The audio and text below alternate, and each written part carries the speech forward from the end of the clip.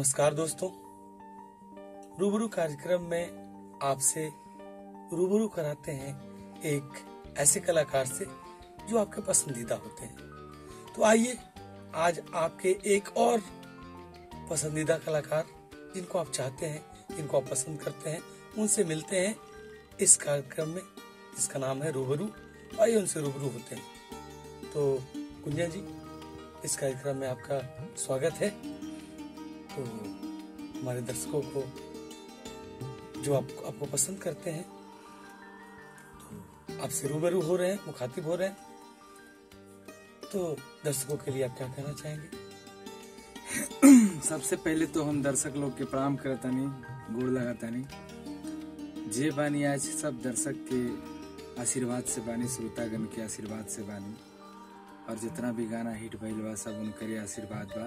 हमरा खातिर भगवान बाड़े दर्शक लोग, जे भी देख रहल बाड़े, बस यही कहब हम। अच्छा, बहुत अच्छा। तो गुंजन जी, दर्शक आपको जानते हैं, आपको पहचानते हैं और आपको मानते हैं, क्योंकि आपका इसके पहले भी बोलबम का और भी कई एक लोकगीत के एल्बम हिट हो चुके हैं। तो मैं तो जानता हूँ, दर्शक भी जानते हैं, लेकिन दर्शकों के लिए अपने पुराने एल्बम से जो आपका गाना हिट हुआ था उससे बस 2 लाइन। ठीक बा। जैसन कि सब केहू जितना लोग दर्शक गण बाड़े, जे भी भोजपुरी सुना ताड़न, एगो गाना अपन बहुत पॉपुलर भइल बा मैट्रिक पास करे के, वो गाना के 2 लाइन सुनाए चाहतनी। एगो लड़की बाड़ी जो मैट्रिक में पढ़ा तारी, आ देखिए अपना माई से का कहा तारी भैया, आय हाय हाय कि पढ़े ना जाइब पढ़ाई आ कोचिंग क्लास करे के, कि माही रे चुमा मांगे मास्टरवा मैट्रिक पास करे के, कि माही रे चुमा मांगे मास्टरवा मैट्रिक पास करे के।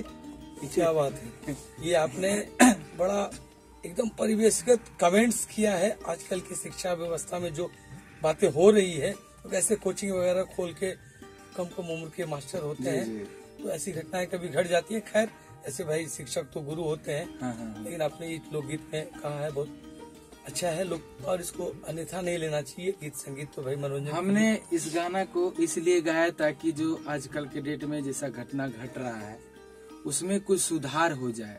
ऐसे तो गुरु भगवान होते हैं, भगवान के बाद उनका स्थान आता है कि हम लोग खूब पढ़ाए लिखाए, हम लोग भी पढ़े लिखे हैं सब उन्हीं से, लेकिन कुछ लोग ऐसे हैं परिवेश को गंदा कर दिए हैं। इसलिए हमने गाया ताकि ये सुन के वो लोग में सुधार आ जाए, कुछ असर पड़े। हाँ, जनता, आपका ऑडियंस, जो आपके चाहने वाले हैं, आपके कदरदान, ये जानना चाहते हैं कि आपने अब तक जो ये संगीत में सफर शुरू किया और एक मुकाम पर पहुंचे हैं, तो इसमें आपको कहाँ कहाँ कुछ रुकावटें आई, कैसे कैसे आपने यहाँ तक का सफर पूरा किया, और संक्षेप में बताइए। देखिए, ऐसा क्षेत्र बा कि एकरा में केहू सपोर्ट ना करेला, घर परिवार वाला भी लोग सब कहत रहेला शुरू में कि ठीक नहीं कि सब एकरा से बढ़िया पढ़ाई लिखाई बा, नौकरी चाकरी बा। बाकी हमरा शुरुए से श्रद्धा रहे, मन में इच्छा रहे करे के अंदर से। जब हम पढ़े जाते रहे मिडिल स्कूल में, तब पढ़ाई छोड़ के सिनेमा देखत रहे जाके सिनेमा हॉल में।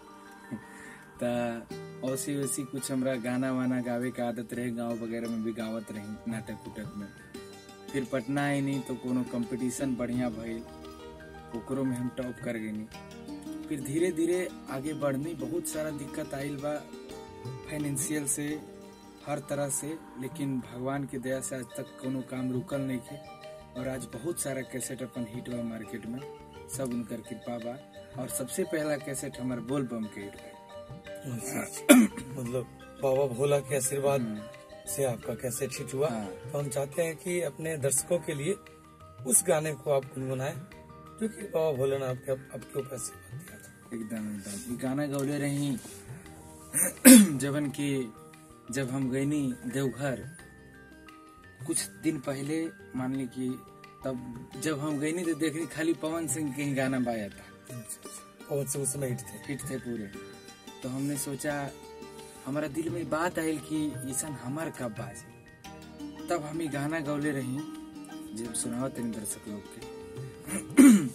हाँ हम बाबा से कल रही, हाय हाय हाँ कि कितना के करवले बानी और सुपार डुपार, हाय बाबा का बड़ा खबा, ए बाबा का बड़ा खबा, हो अपन हथवा हमारा ऊपर, बाबा का बड़ा खबा। ये गाना गौनी जब हम पूरा हिट हो गई देवघर में, चारों तरफ बजने लगा। हाँ, पूरा जैसे उनकर बाजत रहे वैसे हमार बाजत रहे। और आज तक बाबा के आशीर्वाद से जितना कांवर भजन हम लोग सब हिट भइल हर साल।